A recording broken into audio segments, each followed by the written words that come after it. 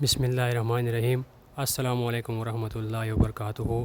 جی ہاں ناظرین، بھارت کے شہر سے آئی ہوئی یہ خبر اس ٹائم سوشل میڈیا پہ بڑی تیزی سے وائرل ہو رہی ہے۔ یہ خبر اس ٹائم سوشل میڈیا پہ آگ کی طرف پھیل رہی ہے۔ پوری دنیا اس خبر کو دیکھ رہی ہے اور شیئر بھی کر رہی ہے۔ بھارت کے کچھ ہندوؤں کا ایک بہت بڑا پروگرام چل رہا تھا ایک بولے بابے کو دیکھنے کے لیے۔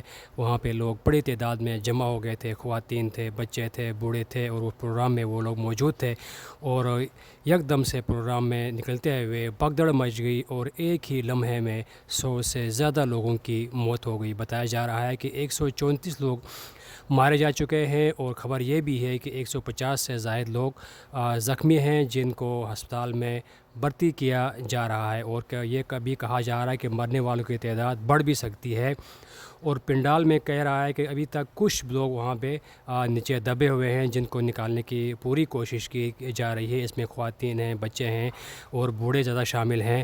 اور یہ خبر بھی بتائی جا رہی ہے کہ اسد الدین اویسی صاحب کی پارٹی مجلس سے سماجی کارکن کے لوگ وہاں پہ پہنچ گئے اور انہوں نے زخمی لوگوں کو ریسکیو کیا اور ان کو وہاں سے اٹھایا اور ان کو اسپتال میں بھرتی کیا، اور ان کو علاج معالجے کے لیے جہاں تک ہو سکے بڑی ممکن کوشش کی۔ اللہ رب العزت ان کو لمبی زندگی عطا فرمائے۔